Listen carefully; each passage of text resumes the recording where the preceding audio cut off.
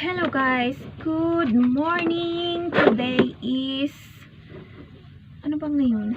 Saturday. So kailangan kong maglaba dahil tambak na yung labahin ko. Syempre hindi ako nag-aano ng labahin, nagtatambak ng labahin kasi dito pala hindi ko nakikita. Hindi ako nagtatambak ng labahin kasi kamay-kamay lang yung ginagamit ko. So kailangan kada bihis namin, so naglalaba ako, tapos gumagamit lang ako ng brush para hindi masyado masakit sa kamay. Ayan, so ilang araw na ako nag-i-straight naglaba kasi nga naipon yung labahin namin ng 3 araw. Tapos grabe pa yung bihis-bihis ni Angel.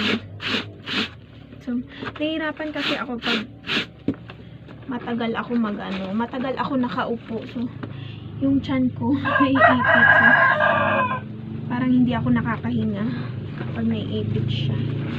So, yung paglaba ko, ganyan lang kasi wala naman siyang dumi. So, lalo na yung mga malalaki, pinipili ko lang talaga kung saan banda yung mga dumi niya kasi ang hirap naman kung kusutin ko yung lahat. Okay lang kung washing machine yung gamit kasi walang problema, diba? Pero sa totoo lang, mas malinis pa kamay. Ayun, so kaya lang pagod masyado kapag nagkakamay. Ay, may lamok. Ay, kala ko may lamok. Ano pala yan? Peklat. So kitang-kita yung peklat ko sa paa.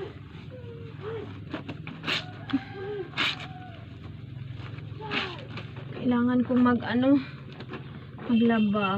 Tapos hindi ko alam kung mababanlawan ko to ngayon kasi wala kaming tubig. So yung tubig kasi dito is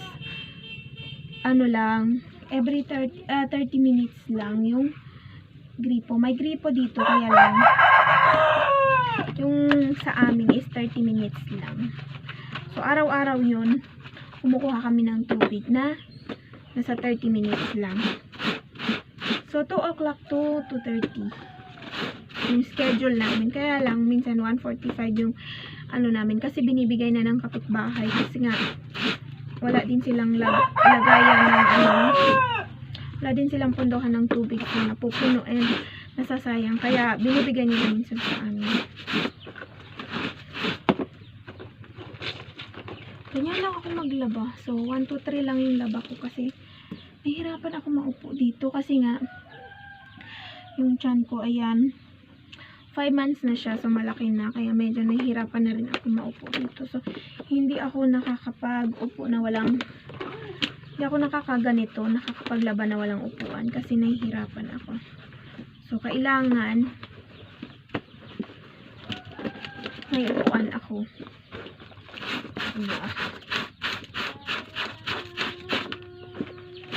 Ganito kahirap dito sa probinsya, pero alam nyo ba, parang mas maganda, mas gusto ko siya dito dahil fresh yung hangin, malamig, hindi ka nakakaramdam ng init kahit na wala kang aircon, walang electric fan. So walang init, may init naman konti, kaya lang syempre kailangan din natin yun, diba?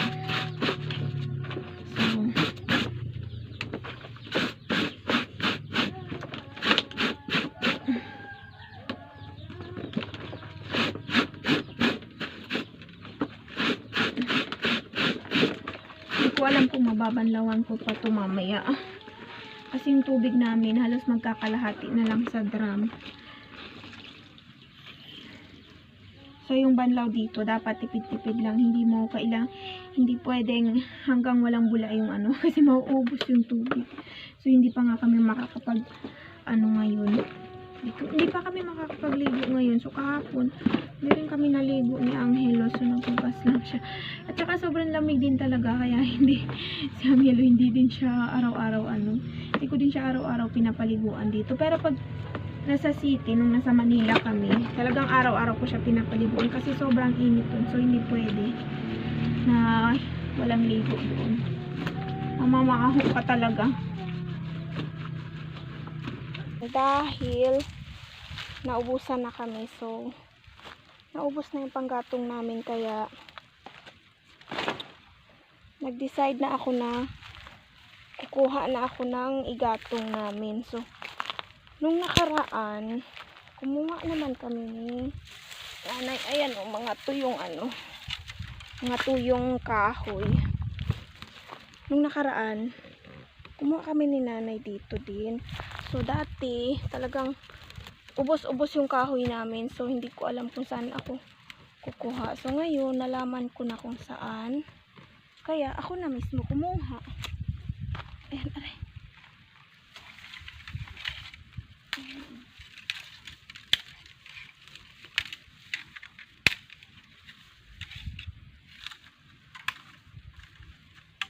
Tuyo na sila kasi dati basa tong mga to yung kinuha namin, kasi mga bagong tabas. Kasi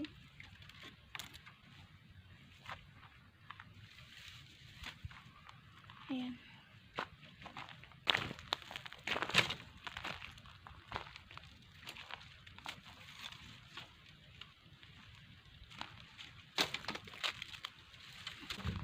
kasi hindi pwedeng mawala ng kahoy, dahil kahoy yung ginagamit namin. Sumasabit yung ko. Sumasabit yung damit ko. So kanina naglaba nga ako, dahil naglaba ako kanina. Katapos ko maglaba, ayan. So ayan. So 5 months na yung tiyan natin. Ayan, 5 months na yung tiyan natin. Tapos gala-gala din tayo pag may time dito sa Sabsaban. Sabsaban ba tawag dito? Ayan, natuyo na sila. Maganda yung mga kahoy na ganito kasi to. Tapos mauling pa to. Kasi para, sabi ni nanay kasi dapat mamayang hapon kasi samahan niya ako. Kaya lang, sabi ko, naisip ko mamayang hapon makapagpahinga na ako. Diba? So mamayang hapon makapagpahinga na ako kasi nakakuha na ako ng kahoy. Aray! Kaya kailangan ko na kumuha ngayon. So siguro iiwan ko muna yung kahoy ko dito kasi ipunin ko lang muna siya. So dyan lang muna yun kasi sobrang dami, tuyo na sila. Ayan.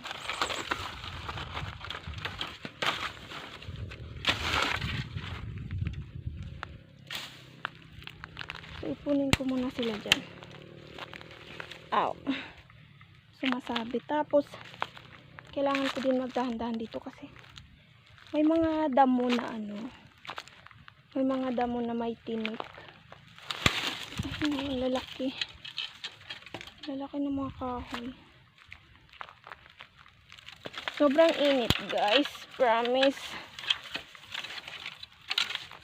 Kahit konti lang naman yung madala ko kasi may kahoy pa naman kami, kaya lang siguro isang na lang yun, isang gamitan. Kaya decide na akong kumuha kasi busy silang lahat. So yung kapatid ko busy din. So gusto kong kumuha ng kahoy dito kasi puro tuyo yung mga kahoy dito. So hindi mo na siya kailangan painitan.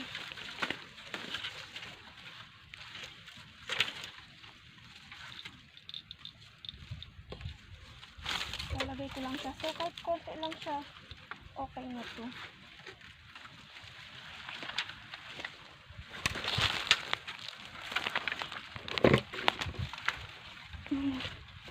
Sumasabit yung damit ko Kasi haba. Kasi ang haba ng damit ko. Tapos na ano sa mga ano sa mga tirang mga ano. Aray, ano, sumabit na naman. Sumabit na naman yung damit. Agoy! Hindi pa naman matanggal kasi malaki nasabitan niya. Aray! Diba? Saan kayo kumuha ng saan kayo nakakita ng mga ahoy na nakadress? Kunin ko pa yung naipon ko doon. Pero marami tuga hanggang dun sa baba. Maraming mga kahoy dito basta kung gustuhin mo. So hindi mo problema ang kahoy dito pag panggatong yung gamit mo. Kasi ang dami sobra, tapos hindi mo na kailangan patuyuin kasi tuyo na rin sila eh. Hirap no. Ayun, sumasabit na naman.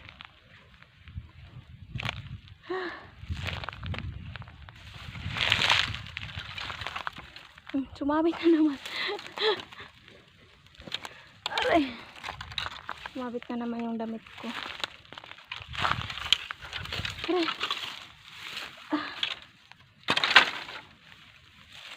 And then ilalagay ko na dyan sa aking sako. Ayun o, wala na yung init. So kanina grabe, sobrang lakas ng init. Kasi nung nakarang araw ko pa gusto mangahoy kasi nakikita ko yung kahoy namin puro na yung mga lumang dingding.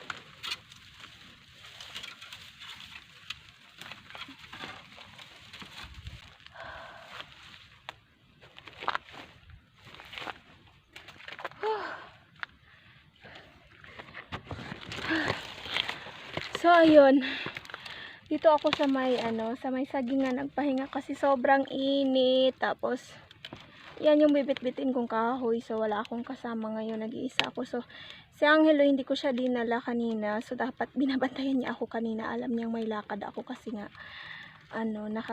nakasombrero ako. So, binabantayan niya ako. So, pag alis niya, pagpasok niya ng kwarto, umalis na ako. So, ayan, update for today's pregnant, 5 months pregnant. So far, so good naman. Walang naging problema. So, hindi pa ako nakapag-prenatal kasi kada punta ko sa center is nauubusan ng gamot. So, sa 9, babalik ako doon. So, maaga na siguro ako para mauna ako para makapag-prenatal ako. So, and then, healthy si baby kasi nafe-feel ko siyang healthy kasi 4 months pa lang siya, gumagalaw na siya. So, nararamdaman ko na yung pitik-pitik niya. Tapos, ngayong 5 months na siya, grabe, minsan sobrang lakas ng galaw niya. Gumagalaw na talaga siya araw-araw.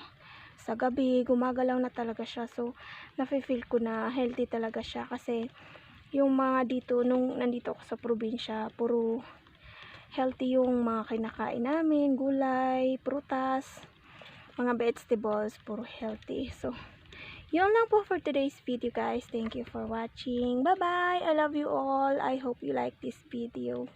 Please like, share, and subscribe to my channel.